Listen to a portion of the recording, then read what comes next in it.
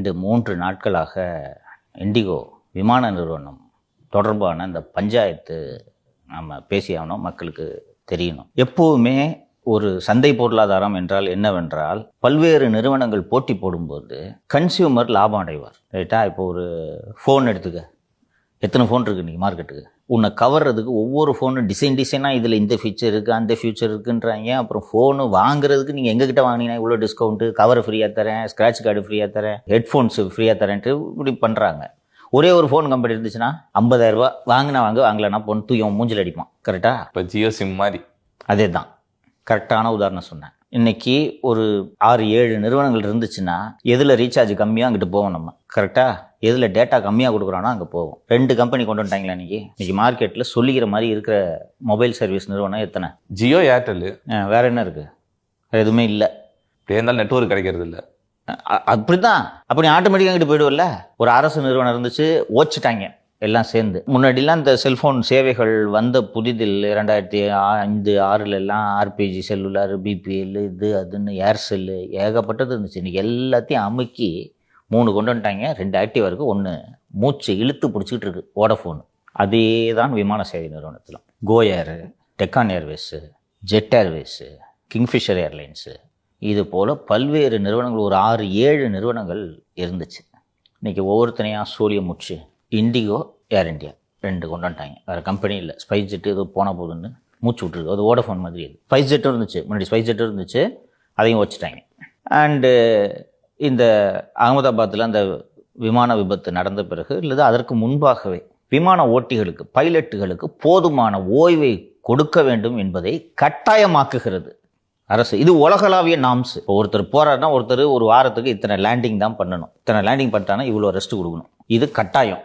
நாங்கள் இதை இந்த டேட்டிலேருந்து இதை கட்டாயமாக்க போகிறோம். அதுக்கு தகுந்த மாதிரி நீங்கள் கூடுதல் பைலட்டை எடுங்க. 4 பைலட்டு 2 ஃப்ளைட்டை ஓட்டிக்கிட்டு இருக்காங்கன்னு வச்சுக்க. நீங்கள் போதுமான ரெஸ்ட் கொடுக்கணுன்றதுனால 4 பைலட்டு 2 ஃப்ளைட்டுக்கு போதாது, இன்னும் 2 பேரை எடுங்க அப்படின்றது தான் அந்த உத்தரவோட பொருள். ஆனால் இந்தியாவில் இயங்கக்கூடிய பெரும்பாலான விமான நிறுவனங்கள் அதை செயல்பாட்டுக்கு கொண்டு வந்து விட்டன. இந்த இண்டிகோ மட்டும் கவலையே படல.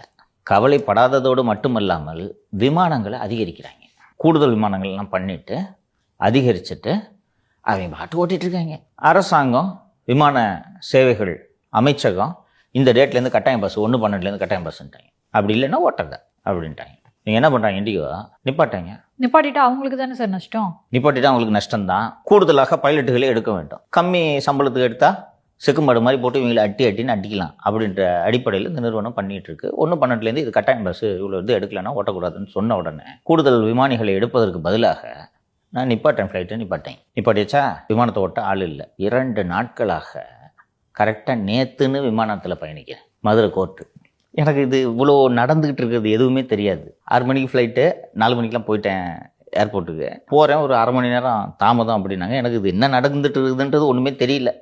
அப்புறம் இந்த மாதிரி நீங்கள் எதுக்கும் வேறு அரேஞ்ச்மெண்ட் பண்ணிக்க, இண்டிகோ ஃப்ளைட்ஸ் கேன்சல் ஆகுதுன்ட்டு நண்பர் சொன்னார். அப்புறம் எனக்கு தெரிஞ்ச விமானிக்கிட்ட கேட்டேன். இந்த ஏடிஆர்ன்றது ஒரு வகை விமானம், சின்ன விமானம். ஏடிஆர் ஃப்ளைட்லாம் ஒன்றும் சிக்கலில் போங்க அப்படின்னாங்க. சரி, நான் ஒரு சொல்கிறத நம்பி போனேன். அரை மணி நேரம் தாமதமாக கிளம்பிச்சு போய் இறங்கிட்டேன். போய் இறங்கின பிறகு பார்த்தா சென்னையிலேருந்து கிளம்புற அத்தனை இண்டிகோ விமானங்களும் ரத்து. ஐயோ, எப்படி நம்ம தப்பிச்சோம்? ஏன்னா கோர்ட்டு வேற. முன்னாடியே தெரிஞ்சுன்னா நைட்டு காரில் கிளம்பிருக்கலாம். போயிட்டு கோர்ட் அட்டன் பண்ணிட்டேன். மாலை 6 மணிக்கு விமானம் எனக்கு திரும்பி வர்றதுக்கு. சரி, 6 மணிக்கு விமானத்துக்கு பார்த்தோன்னா தாமதம் அப்படின்னு போட்டிருக்கு. தாமதம்னு சொன்னோடனே சரி 6 மணிக்கு தாமதம் போட்டிருக்கு, இவ்வளோ நேரம் தாமதம், எப்போது கிளம்பும் விமானம் கேட்டால் 6 மணி விமானம் நைட்டு 10 மணிக்குன்றாங்க. அது வரைக்கும் இங்கே உட்காந்துட்டு என்னையா பண்ணுறது நான் அப்படின்னு கேட்ட உடனே மதியம் 2 மணி விமானம் 6 மணிக்கு கிளம்புது, அதில் போகிறீங்களா? அந்த சந்தோஷம் பஸ்ஸு, குடு பஸ்ஸுன்னு டிக்கெட்டை மாற்றி விட்டாங்க.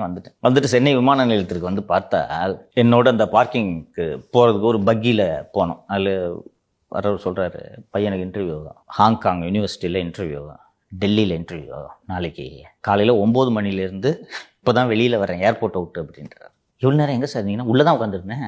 என்ன நடந்துச்சுன்னு கேட்டால் தாமதம்னு சொல்லி நைட்டு 8 மணிக்கு கேன்சல்ன்றாங்க. அவர் வந்துட்டு சரி சார் வேறு ஃப்ளைட்டு பிடிச்சி போக வேண்டியது தானே அப்படின்னா, டெல்லிக்கு டிக்கெட் எவ்வளோ தெரியுமா? 88,000 முன்னாடி ரேட் எவ்வளோ சார்?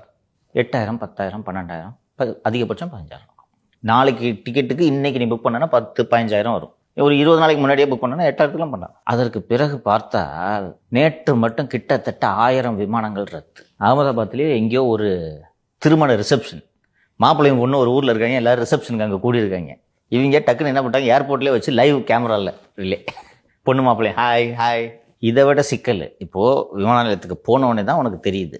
நான் ஹேண்ட் லக்கேஜ் ஒரு பேக்கு தூக்கி மேலே சொல்லிட்டு போயிடலாம், பெரிய பொட்டி எடுத்துகிட்டு வந்துருக்குறேன். அந்த பொட்டியை விமானத்துக்கு உள்ளே கொண்டு போக முடியாது, கார்கோவில் போடணும், லக்கேஜ் கேரியர் மாதிரி போடணும். நீ போய் போர்டிங் பாஸ் வாங்கும்போதே அந்த பெரிய சூட் கேஸை கொடுத்துட்டேன்னா அது வந்து விமானத்தோட லக்கேஜ் வைக்கிற பகுதியில் அது போயிடும். விமானம் போய் இறங்கின உடனே அங்கே நின்று உன்னோட லக்கேஜ் வரும்போது எடுத்துகிட்டு வரணும். இவங்கெல்லாம் இந்த டெல்லிக்கு போகணுன்ட்டு ஒருத்தர் போகிறாரில்ல, ஒரு பெரிய பொட்டி வச்சுருக்காருன்னு வச்சுக்கேன், போயிட்டார், உள்ளே போட்டார், கார்கோவுக்கு போயிடுச்சு. போன பிறகு ஃப்ளைட்டு கேன்சல் ஆகுது, பொட்டி எங்கே இருக்குது?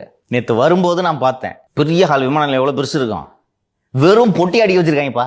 யார் பொட்டி எங்கன்னு எப்படி கண்டுபிடிப்பேன்? நான் வந்த விமானத்தில் ஒரு லேடி, சார் நான் ஹோட்டலில் தங்கியிருக்கிறேன், அவசரம் போகணும் அப்படின்னோடனே, நீங்கள் உங்கள் ஹோட்டலுக்கே கொண்டு வந்து கொடுக்குறவங்க அப்படின்ன உடனே அந்த அம்மா கேட்குது, என்னோடய ஃபோன் நம்பரை தவிர உனக்கு எதுவுமே தெரியாது, நான் எந்த ஹோட்டலில் தங்கியிருக்கிறேன்னு தெரியாது, நீ எப்படி அனுப்புவேன் என் ஹோட்டலுக்கு? At chaos. இப்போ கேட்டாங்க மாலதி, என்ன சார் அவங்களுக்கும் நஷ்டம் தானே சார் அப்படின்ட்டு. கவர்மெண்ட்டு அந்த அதிக விமானிகள் எடுக்கணும்னு விதியை கொண்டு வந்துச்சுல, 4 மாதம் தள்ளி போட்டாங்க. சரி போச்சா? ஒரு தனியார் நிறுவனம் அரசாங்கத்தை மிரட்டுகிறது. இதுதான் மோனோபோலி டூவோபோலியில் இருக்கக்கூடிய சிக்கல். 5 கம்பெனி இருந்துச்சுன்னு வச்சுக்கேன், இப்போ நான் சொன்னேன்ல வரிசையாக கோயர், டெக்கானு, ஜெட் ஏர்வேஸ், இது போல் பல கம்பெனிகள் இருக்குன்ட்டு நான் சொன்னேன்ல, அந்த விமானங்களாக இருந்துச்சுன்னா இதை விட்டு டக்குன்னு அடுத்ததில் போயிட்டுருப்போம். பெங்களூரோட ரூட்டில், பெங்களூர் விமான நிலையத்தில் கிட்டத்தட்ட இண்டிகோ மட்டும்தான், வேறு நிறுவனங்களே இல்லை. இந்த ஏகபோகத்தை வளர்த்தது பிஜேபி அரசு, மோடி அரசு. இன்னைக்கு அரசாங்கத்தில் முன்னாடியாவது ஏர் இண்டியான்னு ஒரு கம்பெனியை கவர்மெண்ட் வச்சிருந்துச்சு, இன்னைக்கு அதுவும் இல்லை. இந்த தொலைத்தொடர்பு துறையிலும் சரி, விமான சேவை துறையிலும் சரி, இந்த ஏகபோகத்தை உருவாக்கியது பிஜேபி அரசு. இன்னைக்கு அந்த தனியார் நிறுவனத்துக்கிட்ட நீங்கள் மண்டிட்டீங்களா? ஃப்ளைட்டில் எதுக்கு போகிறது? 8 மணி நேரம் ஆகுது இங்கேருந்து மதுரைக்கு, 1 மணி நேரத்தில் போய் இறங்கலான்றதுக்காக தானே போகிறது. இது மதுரை, டெல்லிக்கெல்லாம் போகிறதுக்கு 1.5 நாள் 2 நாள் ஆகும். இப்போ நான் போகிறேன் இல்லை, காலைல 10:30 கோட்டு, நான் 8 மணிக்கு போய் இறங்குற மாதிரி நான் கணக்கு பண்ணி நான் போகிறேன். இப்படி ஒவ்வொருத்தரும் தானே கணக்கு பண்ணி டிக்கெட்டை புக் பண்ணியிருப்பாங்க. அதனால தானே அவங்க ஃப்ளைட்லேயே போகிறது. இப்போ என்ன கவர்மெண்ட் நடத்துறீங்க நீங்கள்? என்ன நிர்வாகம் இது? ஒரு அரசாங்கம் தனியார் நிறுவனத்தோட லாபத்துக்காக மண்டி போடுறது அவமானமாக இல்லையா உங்களுக்கு? இதே மாதிரி தான் விமான நிலையங்கள், துறைமுகங்கள், இது 2லையும் ஏகபோகத்தை மோடி அரசு கான்ஷியஸாக அனுமதிச்சுக்கிட்டு இருக்கு. விமான நிலையங்களையும் துறைமுகங்களையும் யார் ஏகபோகம் வச்சிருக்கிறது? அதானி. எனக்கு தெரிஞ்சு இன்னும் கொஞ்ச நாள்ல ரயில்வேயும் கொண்டு வந்துருவாங்க நினைக்கிறேன். அப்புறம் என்ன, அப்புறம் அவருக்கு மிஞ்சி தான் மற்றவங்களுக்குலாம். சரி சார், நேற்று தாமதம் அவர் வந்து டிராவலே பண்ணல, வீட்டுக்கே போயிட்டாரு. டிக்கெட் வாங்கியிருப்பாங்கல்ல, அந்த காசை திருப்பி கொடுத்துருப்பாங்களா சார்? டிக்கெட் காசெல்லாம் திருப்பி கொடுத்துருவாங்க மாலதி, அது இஷ்யூ இல்லை, அந்த நிறுவனத்துக்கு அது ஒரு சிக்கல் இல்லை. அந்த பையன் ஹாங்காங் யூனிவர்சிட்டிக்கு போகணுன்னு நான் இது என்ன சார் பார்க்கணுன்னு அவள் தான் அப்படின்றாரு. இது மாதிரி ஒவ்வொருத்தருக்கும் இதில் என்ன சிக்கல்னா தம்பி, இந்த சிக்கலுக்கு காரணம் அரசு, அமைச்சகம், இண்டிகோ நிறுவனத்தின் உரிமையாளர். அவ்வளோ பேரும் போய் அந்த கவுண்டரில் இருக்க இண்டிகோ ஸ்டாஃப் கிட்ட சண்டை போட்டுட்டு இருக்காங்கப்பா. அவன் கோவத்தை எங்கே காட்டுவான்? ஏன் நான் மதுரையில் எனக்கு டிக்கெட் மாற்றி கொடுத்துட்டாங்க, ஒரு கப்புள், நார்த் இந்தியன் கப்புள், நான் இங்கே சர்ஜரிக்காக வந்தேன், சென்னையில் ஹோட்டலில் தங்கியிருக்கேன், எனக்கு நீங்கள் இப்போ இந்த ஃப்ளைட் இல்லைன்றீங்க, இவ்வளோ காசு ஆகுன்றீங்க, நான் வெறும் மெடிக்கல் எக்ஸ்பென்ஸுக்கு எவ்வளோ காசோ அதை மட்டும் எடுத்துக்கிட்டு இங்கே வந்தேன், இந்த ஊரில் எனக்கு காசு கொடுக்கறதுக்கு உதவி பண்ணுறதுக்கு ஆள் இல்லை, நான் என்ன பண்ணுறது, ஏதாவது ஒன்று பாருங்கன்னொடனே அந்த பொண்ணு, சார் இருந்தால் கொடுத்துருவேன், ஃப்ளைட்டே இல்லை, நான் உங்களுக்கு எப்படி சார் டிக்கெட் போடுறதுங்க. இப்படி ஒவ்வொரு ஏர்போர்ட்லேயும் கியோட்டிக் சீன்ஸ். அதான் கூட வந்து ஒரு சொன்னார்ல, காலை 8 மணிக்கு ஏர்போர்ட்டுக்கு போயிட்டு நைட்டு 9 மணிக்கு எதுவுமே பண்ணாமல் ஏர்போர்ட்லேயே உட்காந்துட்டு என் கூட வர்றார்.